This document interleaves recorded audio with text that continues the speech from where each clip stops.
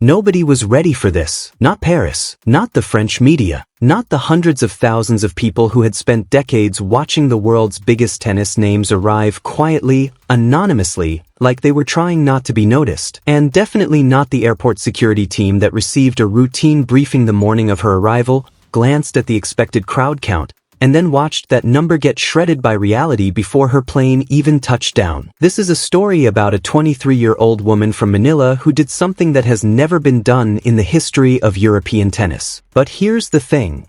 The tennis part is almost the least interesting thing about it, because what actually happened at Charles de Gaulle Airport on that Tuesday night wasn't a sports moment. It was something closer to a tremor, something that started quietly, built in places nobody was looking, and then hit the most prestigious clay court in the world like a wave that nobody saw coming until the glass was already shaking. Let's go back to the beginning, because that is where this gets strange. Charles de Gaulle at night runs on rhythm. Anyone who has passed through it knows this. There is a specific cadence to the place. Announcements in 2 languages, the hydraulic sigh of terminal doors, wheels on polished floors, tired people moving in straight lines toward taxis and trains and hotel beds. Routine is the operating system of that building after midnight, which is why, when the first sound broke through that rhythm, the airport workers noticed immediately. It wasn't loud at first, more like a low-frequency hum coming from somewhere outside the glass, a vibration before a noise, the kind of thing that makes you stop and look around wondering if you imagined it. Then it got louder, then it got much louder, and then the flags appeared, thousands of them, blue, red,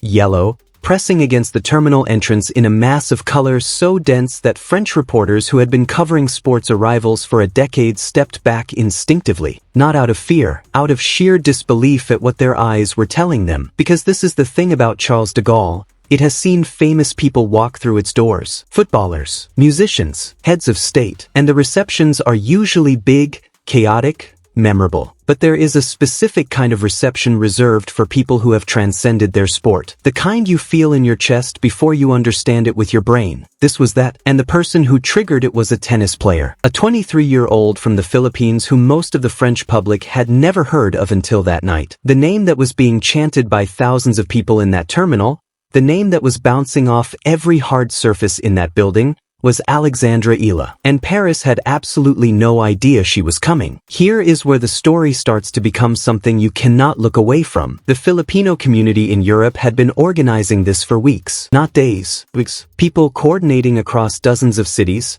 Paris, Marseille, Lyon, Nice, and then beyond France into Belgium, Spain, the Netherlands. WhatsApp groups running in parallel. Custom jerseys ordered in bulk. Flags imported in quantities that required actual logistical planning. Synchronized chants rehearsed until they locked together like something you'd hear in a football stadium on a Champions League night. This was not a spontaneous expression of excitement. This was architecture. Emotional architecture built by a community that had been waiting for this specific moment with a patience that, when it finally ran out, erupted into something that airport security had no framework for. The original briefing estimated a few hundred supporters, maybe 500 if the numbers ran high. What actually showed up has been described differently by every journalist who was there, but the word that keeps appearing in all of their accounts is the same word: thousands. Not hundreds, thousands. And the energy was not the scattered, polite applause that French tennis audiences are known for. This was coordinated, rhythmic, relentless. Drums, chanting, the kind of unified noise that makes walls feel thin. Security was reinforced once, then again, then a third time before her flight even landed. And here is the detail that keeps stopping people when they hear it.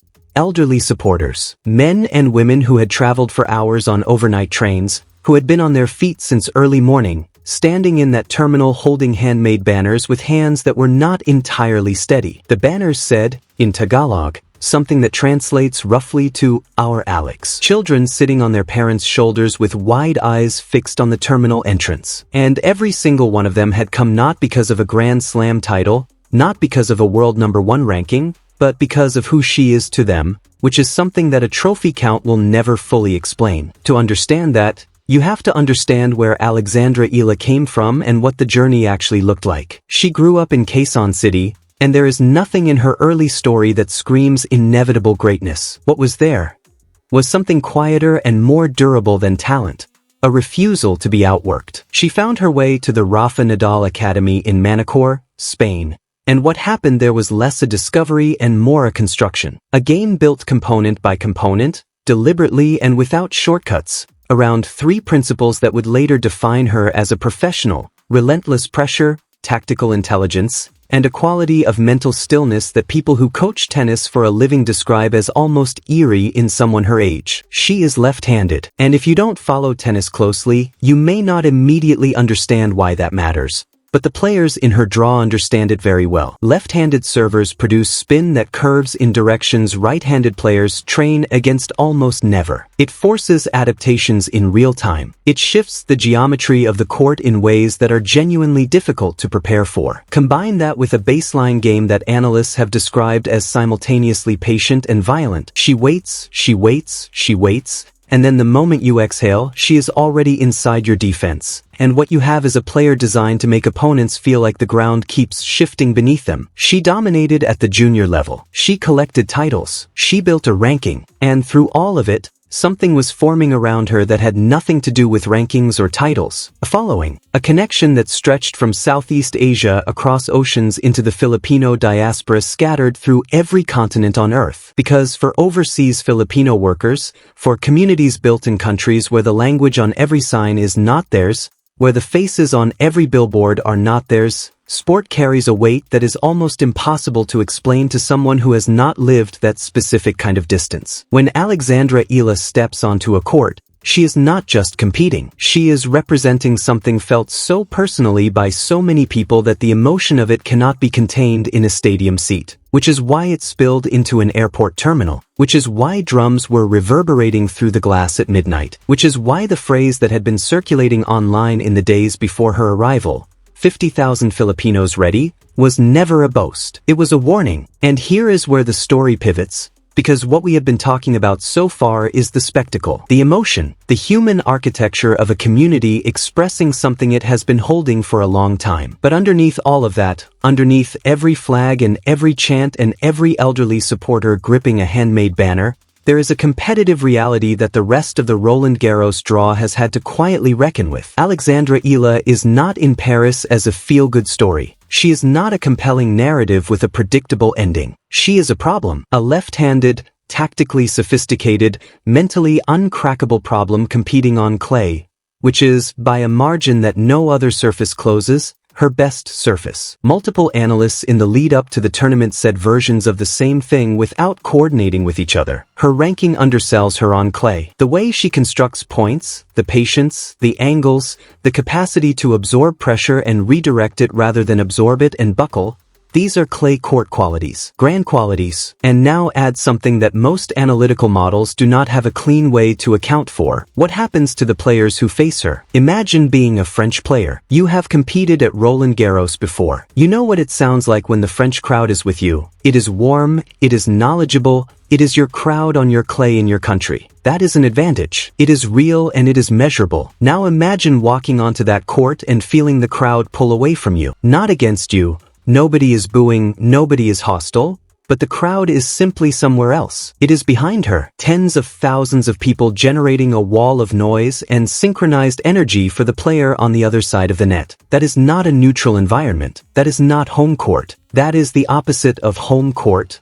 experienced while standing on what is supposed to be the most home court in the world. The psychological complexity of that situation is not a small thing. And the players in her section of the draw are thinking about it. You can tell from the way their teams have been asked about it in pre-tournament press and the slight pause that appears before the diplomatic answer. Because there is no good diplomatic answer for the question of how you prepare to play tennis when 10,000 people are generating the kind of noise usually reserved for football matches, all of it pointed at someone who is not you. Now here is the moment in this story that has been referenced in every account of her airport arrival, and it is the moment that perhaps matters most. After everything, the long flight, the chaos, the cameras arriving before she had taken 10 steps into the terminal, the wall of sound that hit her the moment she was visible, there was a brief stretch of footage, maybe 12 seconds, where the crowd had not yet fully registered that she was there. And in those 12 seconds you can see her face clearly. She is not overwhelmed. She is not performing calm. She is calm. There is a difference, and it is visible. She is looking at the crowd the way someone looks at a familiar landscape. Not the stiff stillness of someone bracing for impact, but the relaxed awareness of someone who is exactly where they expected to be, feeling exactly what they expected to feel, and finding it good. When the chanting hit full volume and the flash of cameras turned the terminal white, she moved through it with a quality that French journalists struggled to find the right word for. Several settled on regal. One broadcaster described her as the eye of the storm. And that phrase is the one that stuck. Not because it sounds poetic, but because it is mechanically accurate. The eye of the storm is not the absence of force. It is the center around which all force organizes. She was the still point around which 10,000 people were generating something almost seismic. And she was feeding from it, not fighting it. That composure, in that environment, on that night, is the most alarming thing she showed anyone watching the tournament. Because if you cannot crack the calm with that, with thousands of people screaming your name, cameras everywhere, the accumulated pressure of representing an entire diaspora in one of the most scrutinized tournaments in the world, then what exactly is going to crack it? What does an opponent do with that information? What does a tournament organizer do with a player whose fanbase functions as a home crowd 10,000 kilometers from where she was born? The answer, it turns out, is that you don't manage it. You watch it happen. And so now here we are. Roland Garros is not just hosting a tennis tournament. It is hosting a phenomenon that arrived without warning, planted its flag in a terminal on a Tuesday night, and has been reshaping the energy of the entire event ever since. The French media, which spends most of its Roland Garros coverage steeped in the language of tradition and red clay and storied champions, is still reaching for the vocabulary to describe what landed on their doorstep. Some have embraced it, some are clearly still processing it. A few have admitted, with the candor that comes from not quite believing what you witnessed yourself, that they have never seen anything like this. Not for a tennis player, not at this tournament, not in this country, not like this. And that is the thing that keeps pulling you back to the airport footage, keeps pulling you back to the image of those thousands of flags and the sound that shook the glass. Because what arrived in Paris was not just a tennis player with a promising clay court game and a passionate following. What arrived was the future of what global sport can look like when a diaspora community decides, collectively, that the moment has come, when all of the waiting and the distance and the quiet pride finally finds a single point to focus on and releases. The 50,000 who said they were ready were not exaggerating. They were not performing. They were telling the truth in the only language large enough for what they were feeling. And somewhere above the red clay of Roland Garros, that truth is still hanging in the air. Alexandra Eala has not just arrived at a tournament. She has arrived at a reckoning. And the rest of the draw, the crowd, the broadcasters, the French tennis establishment built on decades of tradition and red dirt and restrained applause, they are all about to find out exactly what that means.